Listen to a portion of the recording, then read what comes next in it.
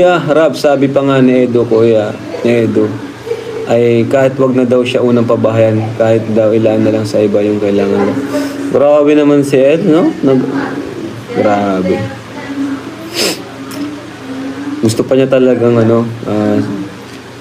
gusto pa niyang iba yung unahin na pabahayan.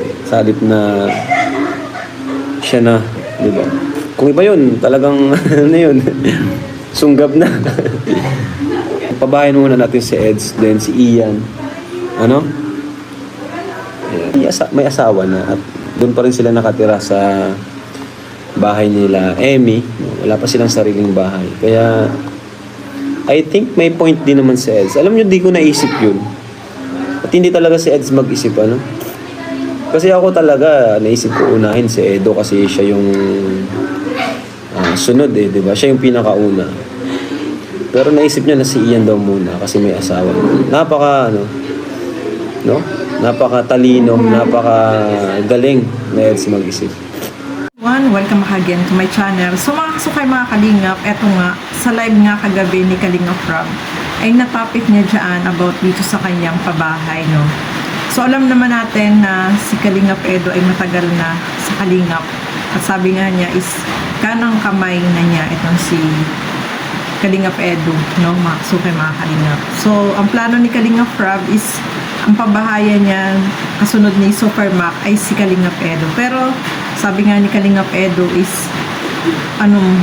ibigay muna sa iba kasi mas unahin itong si Ian kasi nga may pamilya, may asawa na itong si Ian. So mas gusto niya na huwag muna siya at mas unahin pa yung iba kasi nga naman sabi niya is okay lang naman siya kasi doon naman siya sa bahay ng family niya, no? Makasukay, mga kalingap, at mas kailangan daw ni Ian na mapatayuan ng bahay kasi nakikitira lang doon sa magulang ng asawa ni Emmy, no? Mga kasukay, mga kalingap. So ayun nga, si Ian na ang susunod na pababahayan at si Kalingap Edo ay huwag daw muna kasi sabi niya is mas unahin niya muna itong mas kailangan ni Ian na magkaroon ng sariling bahay kaysa sa kanya kasi nga binata pa naman po si Edo. Siyempre iniisip niya na mas i-priority itong may asawa na kasi wala naman sariling bahay. So napahanga po dyan si Kalingap Rob dahil siyempre ini-expect niya na okay lang kay Kalingap Edo, pero sabi nga ni Kalingap Rob kung iba-iba lang yun igagrab agad, pero siya nag-isip siya na mas kailangan ni Ian na mapatayuan kaagad ng bahay.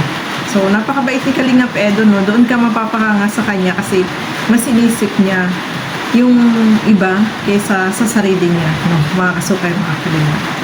At eto naman, ituloy pa po natin. Si Biancy po ay nag-chat sa akin. Handa na ba kayo, guys? Handa na ba kayo, guys? Kung ano yung chinat sa akin ni Biancy. Yun yung bulong natin. Naku, mga ano na naman to. Tawag dyan. Highlight na naman to sa mga balita. Ay, balita.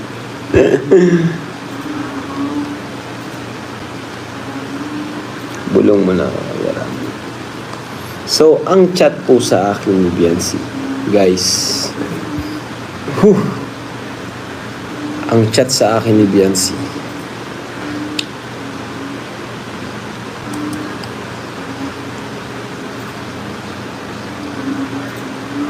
Ay.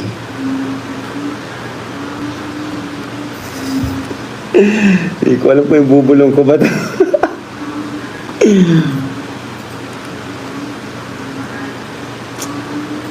Bubulong ko na ba, guys? Bulong muna bago yung nilinaw ni Carla. Ano? So, ang chats po sa akin ni Biancy ay gusto na daw ni Eds mag-asawa. So guys, yun yung bulong sa akin. So kagabi nga po, mga kasukay, mga kalingap, itong si Kalingap Rob ay may bulong. natutuwa talaga ako sa expression ng mukha ni Kalinga Prab kasi tuwan-tuwa siya, natatawa siya, hindi niya malaman kung sasabihin ba niya yung bulong na yon. At eto nga, binasa niya po yung bulong, no? At ang sabi doon sa bulong, gusto na daw mag-asawa ni Eds. O, diba? Nakakatuwa naman yan, mga kasukay, mga kalingap. So, si Biancy po yung nag-message, no? Na, yun nga, gusto nang mag-asawa ni Eds. Kaya, yun yung message na pinadala dito kay Kalinga Prab. Kaya si Kalinga Prab ay tuwan-tuwa, no? Kahit naman po tayo ay tuwan-tuwa din dito sa ating nalaman na bulong ni Kalinga Prab, o diba? Ang saya-saya kagabi, sobrang nakaka-excite dahil yung expression ng mukha niya ay sobrang nakakatuwa. Ibig sabihin yung bulong na yun ay sobrang masaya, diba? Kaya lahat ay grabe, sobrang kinilig po talaga yung lahat ng mga viewers kagabi dahil yun nga, sa bulong na yun na gusto na daw mag-asawa ni Eds. O, diba? Pero, pagkatapos ng live ni Kalinga Prab is si Kalingap Edo naman po ay nag-live, no? Mga kasukay, mga Kalingap, syempre malalaman din ni Kalingap Edo yun na yun nga ibinulong ni Kalingap Prab itong sinabi ni Biancy, yung mini-message ni Biancy kay Kalingap Prab. At ang sagot ni Kalingap Prab ay ni Edo dyan is silang dalawa daw ay nagkukulitan ni Biancy. Uy, grabe na yan, nagkukulitan sila. So, sinabi niya na i-message si Rab para yun nga, yun ang sabihin. At pagkatapos ng kulitan nila yun, sabi niya, erase mo, huwag mong isend. Pero hindi pala in-erase ni Biancy at isinend pa rin dito kay Kalinga Prab. O, diba? Sobrang nakakatuwa naman po, no? Nakakatuwa yung kanilang bonding moment, yung kanilang biruan na ganun, yung punto na ganun na gusto nang mag-asawa, o diba? So, na-imagine mo lang na nagkikwentuhan sila ng gano'n, nagkukulitan. Syempre, may kilig yun, no? Mga kasukay, mga kalingap. Pareha silang kinikilig, no? Kasi, feeling mo talaga, pareha silang in love na talaga sa isa't isa. O, di ba? Sabay gano'n no? So, yun nga, mga kasukay, mga kalingap. Masaya tayo, no? Na may mga ganong silang biruan, may ganon silang kulitan na na-imagine natin kung gaano sila ka-sweet sa isa't isa. O, di ba? Yun naman ang gusto natin, no? Mga kasukay, mga kalingap, yung kinikilig tayo, na-imagine natin na silang dalawa. O, di ba? At saka, bagay naman po talaga silang dalawa. Mga kasukay, mga kalingap. Kaya, wala ka nang hahanapin pa, no? Pareha silang mabait, no? Si Kalingap Edo, mabait. Si Biancy, sobrang bait, no? Bagay na bagay silang dalawa. Kaya, lahat ay natuwa dito sa ibinalong ni Kalinga Prab. O, diba? Kahit si Eds, habang naka-live siya kagabi, nung malaman niya din yun, masaya din siya, no? Nakangiti din siya. Yung, kita mo sa mukha niya, yung sobrang saya din, no?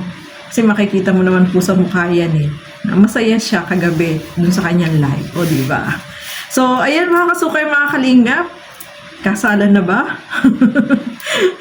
Kasalan na ba? Kasi ang dami nagsabi doon kasalan na ang kasunod niya, no? O, diba? So, ano lang po yun? Biruan lang nila, mga kasukay, mga kalingap. At ayaw na ni Eds na maagaw pa si Biancy ng iba. O, diba? Ano lang po yun? Biruan lang po nila yun, mga kasukay, mga kalingap.